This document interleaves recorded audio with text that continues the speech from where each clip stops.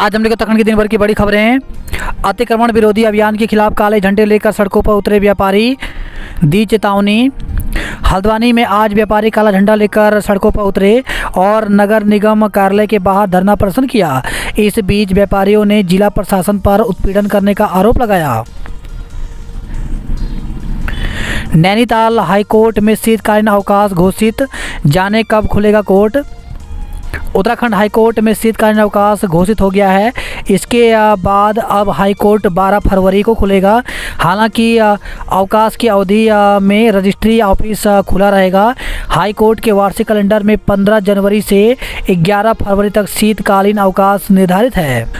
उत्तरायणी में राम मंदिर प्राण प्रतिष्ठा तक जगह जगह होंगे भव्य कार्यक्रम, नैनीताल डीएम के निर्देश।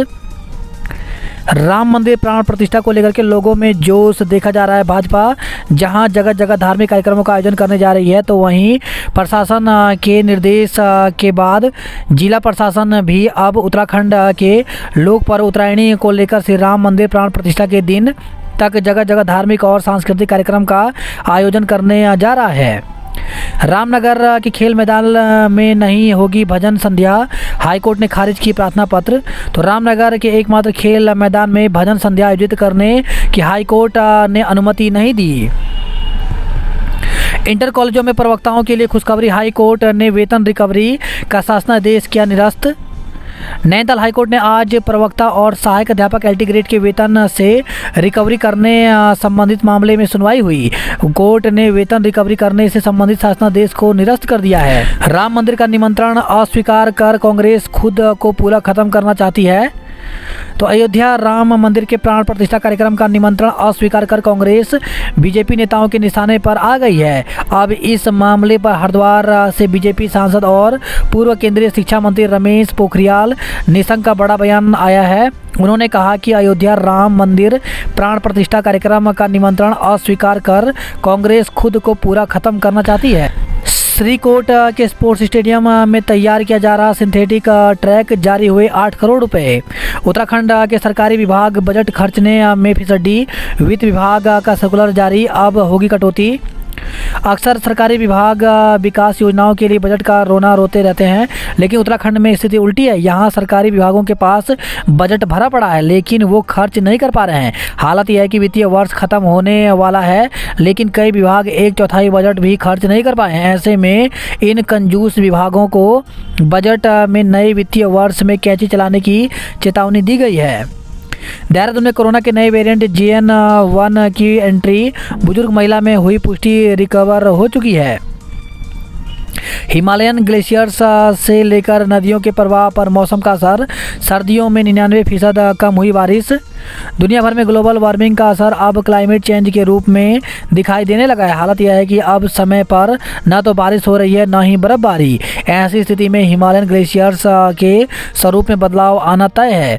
भविष्य में नदियों के प्रवाह पर भी इसका असर संभव है। खास बात यह है कि इस सर्दी के मौसम में उत्तराखंड रीजन के भीतर 99% बारिश कम रिकॉर्ड की गई है, जो कि मौसम में बदलाव को लेकर अलार्मिंग सिचुएशन को बयां करता है।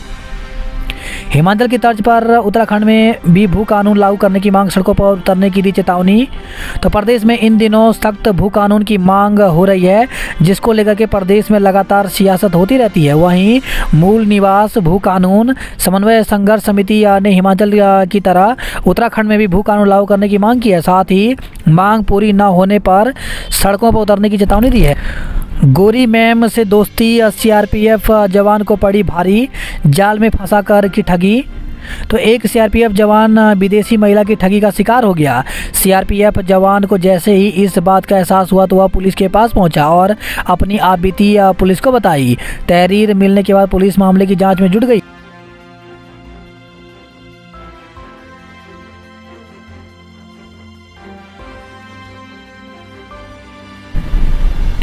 कॉर्बेट पार्क में अब सैलानी साइकिलिंग का भी उठा सकेंगे लुत्फ। जिम कॉर्बेट नेशनल पार्क प्रशासन सैलानियों को रिझाने के लिए हर मुमकिन कोशिश कर रहा है, जिससे ज़्यादा से ज़्यादा सैलानी कॉर्बेट नेशनल पार्क में घूमने आ सकें और प्रकृति का नज़दीकी से दीदार कर सकें। पार्क में सैलानियों के लिए 2 किलोमीटर का साइकिलिंग ट्रैक बनाया गया है। वहीं विभाग ने साइकिल आते ही ट्रैक को शुरू कर दिया जाएगा। हल्द्वानी में 67 एकड़ से बनने जा रहा गौशाला 4000 गौवंशों की होगी देख रेख। उत्तराखंड में कोहरे लोगों की छुड़ाएगी कपकपी, येलो अलर्ट जारी। उत्तराखंड में इन दिनों सर्दी का सितम जारी है। कपकपी वाली ठंड से बचने के लिए लोग अलाव का सहारा ले रहे हैं। वहीं मैदानी क्षेत्रों में कोहरा लगने के कारण विजिबिलिटी कम होने से वाहन चालकों को परेशानियों का सामना करना पड़ रहा है। फसलों पर मौसम की मार, बारिश और बर्फबारी न होने से मुसीबत में किसान। तो मसूरी में समय से बारिश न होने से काश्तकारों की चिंता बढ़ा दी है। काश्तकारों का कहना है कि समय से बारिश और बर्फबारी न होने से उनकी फसलों पर इसका असर पड़ रहा है और फसल बर्बाद होने की कगार पर है। उन्होंने कहा कि बची कुची फसल को जंगली जानवर चट कर रहे हैं। नियम तोड़ने और मनमाना किराया वसूलने वालों पर पुलिस की तिरछी नज़र, वाहन सीज करने की होगी कार्रवाई। कड़ाके की ठंड से राहत पाने के लिए मवेशी भी सेक रहे आग। कोहरे और शीतलहर से लोग घरों में दुबके। केदारनाथ हाईवे पर जल्द कटिंग कार्य पूरा करने के निर्देश। पार्किंग सुविधा को लेकर कवायद तेज हुई।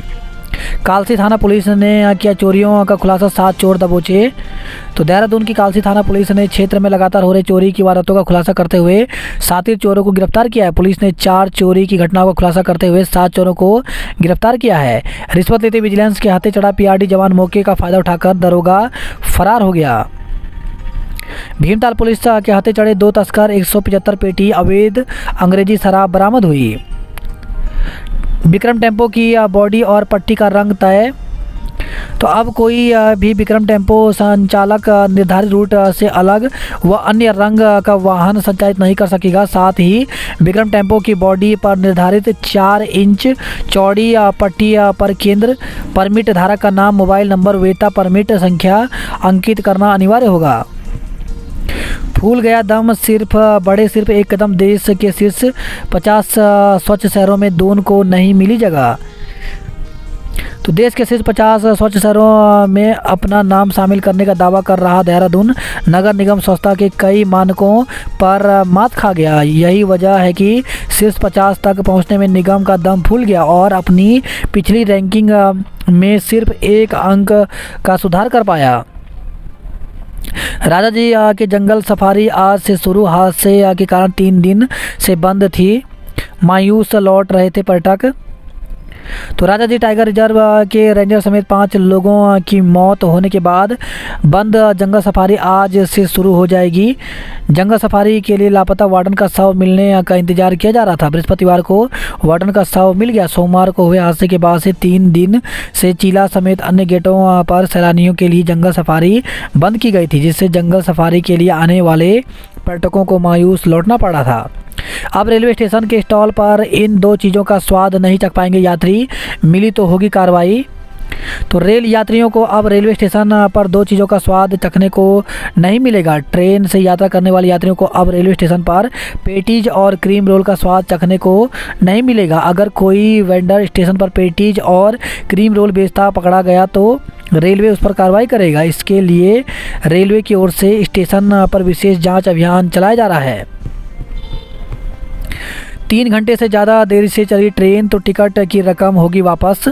तो देहरादून रेलवे स्टेशन के मुख्य वाणिज्य निरीक्षक ने कहा कि कोहरे के चलते सुबह के समय ही ट्रेन का संचालन प्रभावित हो रहा है। ऐसे में अगर किसी यात्री को ट्रेन का 3 घंटे तक इंतजार करना पड़ा और वह यात्रा नहीं करता तो उसके टिकट की पूरी रकम उसे लौटाई जाएगी। अमेरिका की माउंट एकांगुआ चोटी को फतह करने निकला एसडीआरएफ का जवान, डीजीपी ने दी शुभकामना। तो उत्तराखंड में एसडीआरएफ का जवान अमेरिका की सबसे ऊंची चोटी माउंट एकांगुआ को फतह करने निकला है। देहरादून पुलिस मुख्यालय में पुलिस महानिदेशक अभिनव कुमार के साथ ही तमाम बड़े अधिकारियों ने एसडीआरएफ के जवान राजेंद्र नाथ को फ्लैग ऑफ कर रवाना किया। फरवरी के अंत में होंगे अल्मोड़ा व्यापार मंडल के चुनाव, व्यापारी उत्साहित हैं। यूपी जेई एसोसिएशन ने मांगों को लेकर के आंदोलन किया तेज। मौन सत्याग्रह के बाद वर्क टू रूल पर जाने की चेतावनी दी।